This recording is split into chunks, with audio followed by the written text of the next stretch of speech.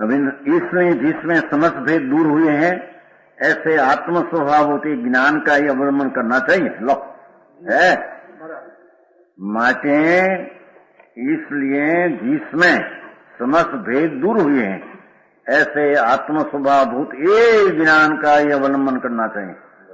भगवान विनायक भाव एक रूप है, उसका ही आलम्बन करना चाहिए।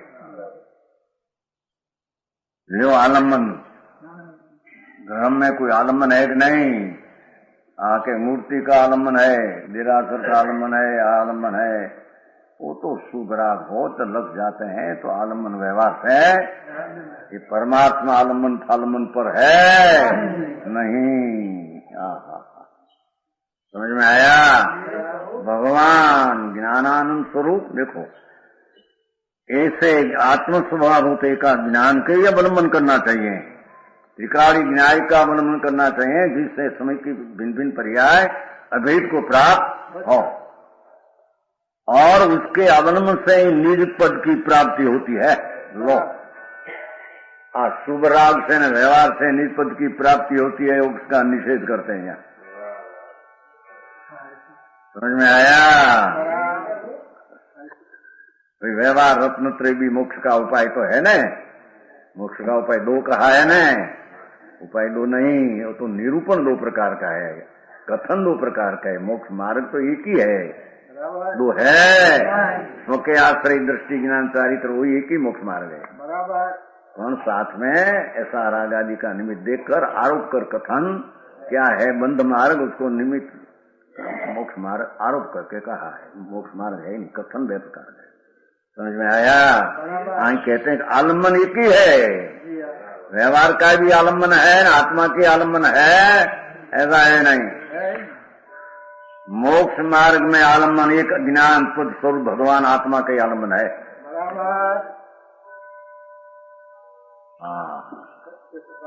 समझ में आया?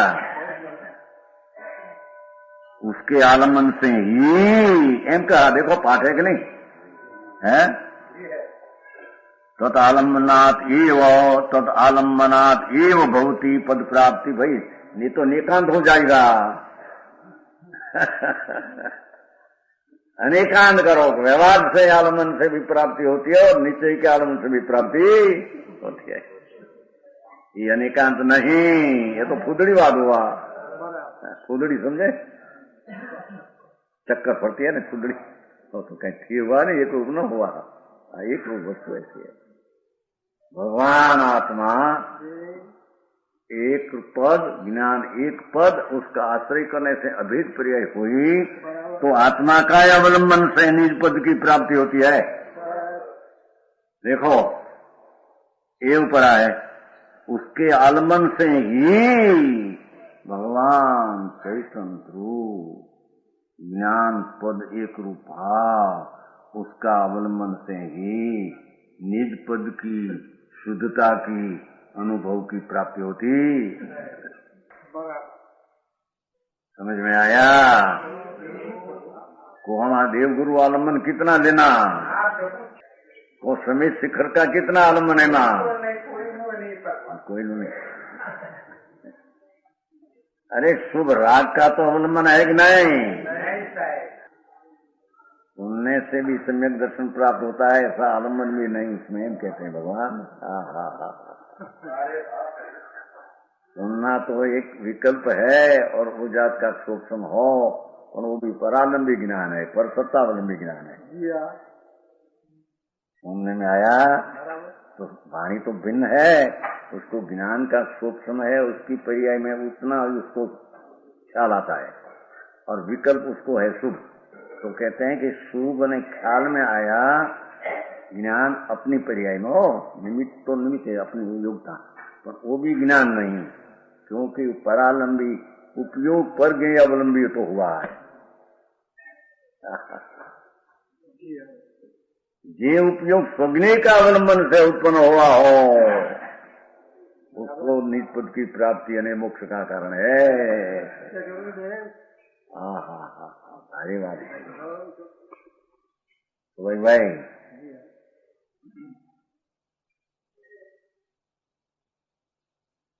ओ भगवान काढ़ी निकाल दिया सब, निमित्त निकाल दिया, विकल्प निकाल दिया, पर्याय का आश्रय निकाल दिया।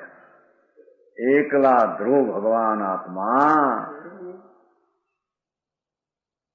उसका आलम्बन से ही पद की प्राप्ति होती है। पद की पति कौन समझे? पद निज, केवल ज्ञान की प्राप्ति निज आत्मा का अवलंबन से होती है। एमा कोई वजन नाराज संगन का आलम्बन है तो केवल ज्ञान होता है, ऐसा है नहीं। हाँ, वो तो जानने की लायक चीज है इतना। अपना निज स्वरूप सम्यक दर्शन ज्ञान चारित्र की पर्याय की प्राप्ति भी निज स्वरूप कालमन से है, शुक्ल ध्यान की प्राप्ति भी निज स्वरूप कालमन से है, और केवल ज्ञान की प्राप्ति भी निज स्वरूप कालमन से है। समझ में आया?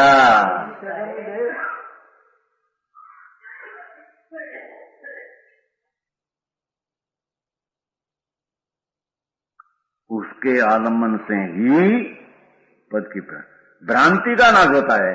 अस्थि नाशी क्या? आत्मा का अवलंबन से वस्तु की प्राप्ति होती है, अस्थि से कहा। अवलंबन से भ्रांति की नास्ति होती है, नास्ति से कहा।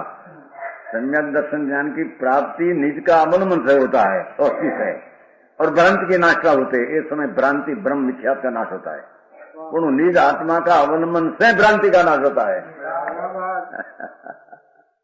हाँ, समझ में आया? आत्मलाज જેની માનેલી વાત હોય ને એમાં ઘા પડે ને તરદીર કે ऐसा लगे मानेली बात હોય ને उसमें जब झूठी पड़े अगर नहीं आग्रह है ऐसा तो एकांत हो जाता है हमसे। तो भाई एकांति है, देखो ना क्या कहते हैं, निज आलमन से ही उसके पद की प्राप्ति होती है। ही कहा है, एकांत कहा है, और भ्रांति का नाश होता है। भगवान निजानंद निधान प्रभु ज्ञान पद स्वरूप, उसका आलम्बन से ही स्वरूप की प्राप्ति होती है, साधारण प्राप्ति पूर्ण, और भ्रांति का नाश होता है, आत्मा का लाभ होता है। ये आत्मा का लाभ होता है।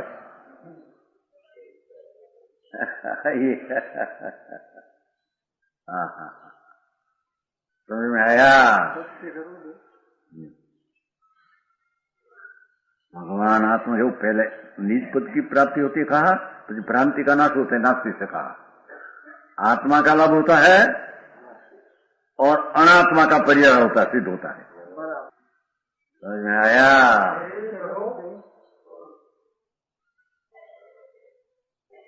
भगवान ज्ञान स्वरूप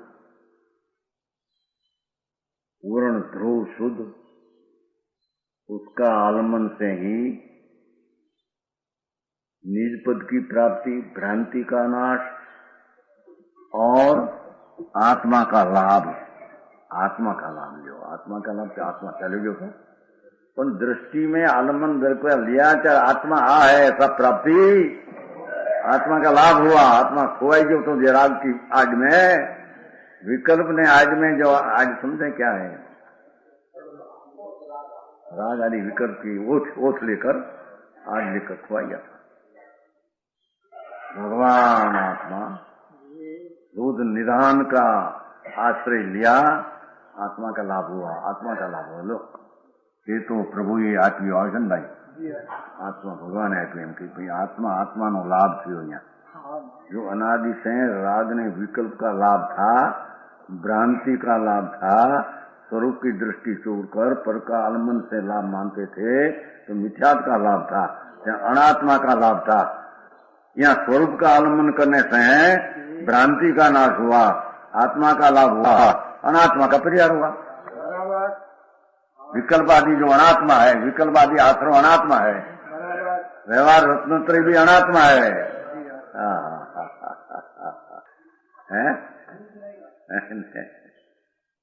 समझ में आया? आत्मा का लाभ होता है। हो और अनात्मा का परिहार सिद्ध होता है। देखो, अनात्मा का परिहार साबित होता है, ત્યાં જ अनात्मा का परिहार होता है। आत्मा का आलम्बन शुद्ध चैतन्य का किया, ત્યાં ही आत्मा का लाभ ने अनात्मा का परिहार साबित क्या होता है। कर्म का नाश और राग का नाश क्या सिद्ध होता है। आत्मा का उन्मय विन्याप अनात्मा का घटना हुआ है ऐसा भी सिद्ध होता नहीं, एम कहते हैं। अनात्मा का परिहार है, सिद्ध होता है। समझ में आया।